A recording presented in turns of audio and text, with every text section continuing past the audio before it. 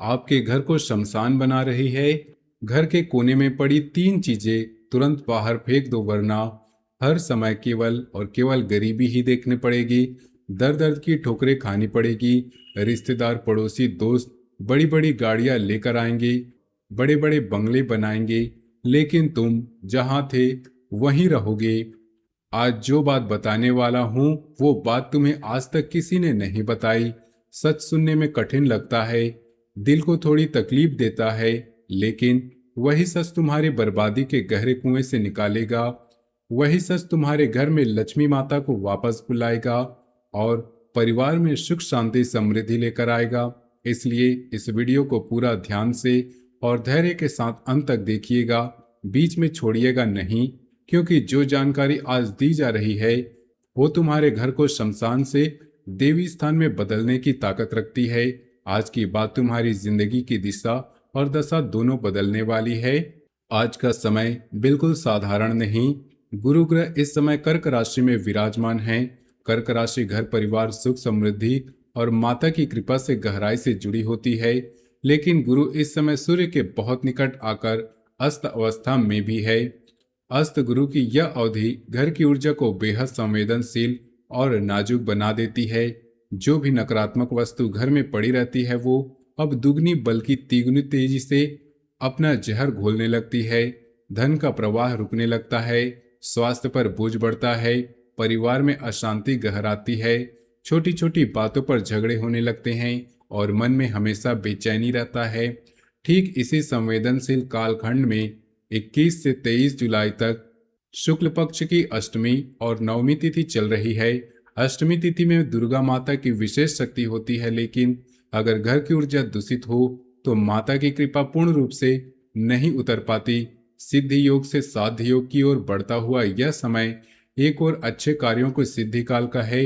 वहीं अगर दोषपूर्ण चीजें घर में रह गई तो वही योग नकारात्मक परिणामों को भी सिद्ध कर देता है। चित्रा नक्षत्र से स्वाति नक्षत्र की ओर जाते हुए चंद्रमा की गति भी घर की दिशा में प्रभाव डाल रही है। इसलिए इन 3 दिनों में जो सफाई नहीं होगी वो अगले कई महीनों तक अपना नुकसान जारी रखेगा। आज जो तीन चीजें बताई जा रही हैं, उन्हें अगर तुम 21, 22 या 23 जुलाई तक घर से बाहर नहीं निकाली तो गुरु की अस्त अवस्था में तुम्हारा घर और ज्यादा शमशान जैसा बन जाएगा। तुम अच्छे इंसान हो, अच्छी कदर करते हो, सबका भला सोचते हो, जब मदद कर सकते हो तो करते हो, लोगों के दुख दर्द में शामिल होते हो, लेकिन यही तुम्हारी सबसे बड़ी कमजोरी बन गई है। इस दुनिया में हर कोई तुम्हारी तरह नहीं सोचता। तुम्हारे आसपास जो लोग हैं उनमें से कुछ ऐसे भी हैं जो ऊपर से हंसते हैं, गले लगाते हैं, मीठी मीठी बातें करते हैं, लेकिन अंदर से जलते हैं, चाहते हैं कि तुम आगे न बढ़ो। तुम्हारी तरक्की उन्हें चुभती है। गुप्त शत्रु सीधे वार नहीं करता, वो ऐसे तरीके अपनाता है जो नजर ही न आए। शादी, फंक्शन, त्योहारों पर वो तुम्हें तोहफा देते हैं और तुम भले आदमी होकर उस तोहफे को घर में लगा लेते हो, उसकी कदर करते हो, लेकिन कभी कभी वो तोहफा तोहफा नहीं होता, हथियार होता है। एक ऐसा घातक हथियार जो घर को धीरे धीरे खोखला कर देता है और तुम सालों तक समझ नहीं पाते कि आखिर हमारे साथ ऐसा क्यों हो रहा है। घर वाले कहते हैं किसी ने कुछ कर दिया है, बुरी नजर लग गई है, फिर तांत्रिक बाबाओं और ज्योतिषियों के चक्कर में लगते हैं। पैसा खर्च होता है, लेकिन समस्या जस की तस रहती है, क्योंकि असली जड़ घर के अंदर ही छिपी हुई होती है। पहली चीज जो घर को शमशान बना रही है वह कांटेदार पौधा, कैक्टस हो, कांटे वाला गुलाब हो या कोई भी कांटेदार पौधा हो, वास्तु शास्त्र में इसे घर में रखना सख्त मना है। लोग सोचते हैं पौधा है तो अच्छा होता है, घर सुंदर लगता है, हरियाली आती है, सजावट अच्छी लगती है, लेकिन हर पौधा अच्छा नहीं होता। कांटेदार पौधा घर की सकारात्मक ऊर्जा को चूस लेता है, लक्ष्मी जी की रास्ता रोक देता है, घर में नकारात्मकता का दरवाजा खोल देता है। धीरे धीरे अशांति बढ़ने लगती है, पति पत्नी में बिना किसी बात के कलह होने लगती है, बच्चों का मन पढ़ाई से हटने लगता है, धन नाश होने लगता है, स्वास्थ्य बिगड़ने लगता है, घर में हमेशा कोई ना कोई परेशानी बनी रहती है।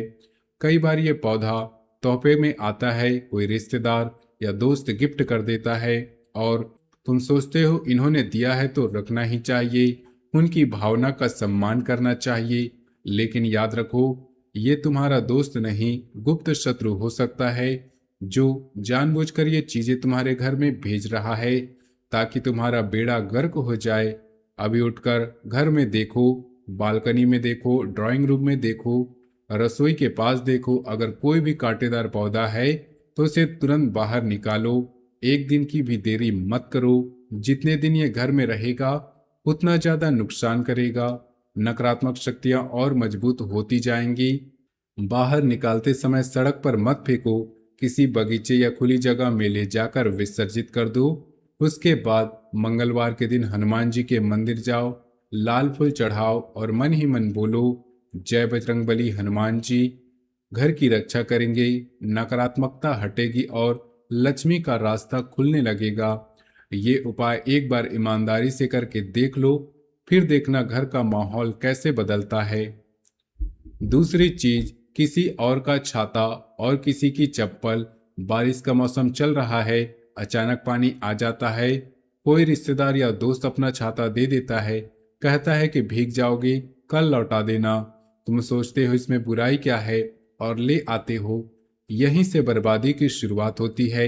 हिंदू धर्म में हिंदू धर्म में जब किसी की मृत्यु होती है या पूर्वजों के निमित्त दान किया जाता है तो छाता और चप्पल विशेष रूप से दी जाती है, क्योंकि इन चीजों की प्रकृति नकारात्मकता को सोखने की होती है। जिस घर का छाता है उस घर की सारी दरिद्रता, बुरी नजर, टोना टोटका, अशुभ ऊर्जा उस छाते में समाई रहती है। तुम उसे अपने घर लाकर किसी और की बला अपने सिर पर ले लेते हो। चप्पल के साथ भी यही बात है। अचानक पैसा रुकने लगता है, खर्चे बढ़ने लगते हैं, नौकरी में दिक्कतें आने लगती हैं, स्वास्थ्य बिगड़ने लगता है, परिवार में तनाव बढ़ जाता है और तुम सोचते हो किसी ने कुछ कर दिया है, तंत्र मंत्र हो गया है। लेकिन असली वजह वो छाता या चप्पल होती है। अगर किसी का छाता या चप्पल घर में पड़ी है तो उसे आज ही वापस कर दो। आगे से कभी किसी का छाता या चप्पल अपने घर मत लाना।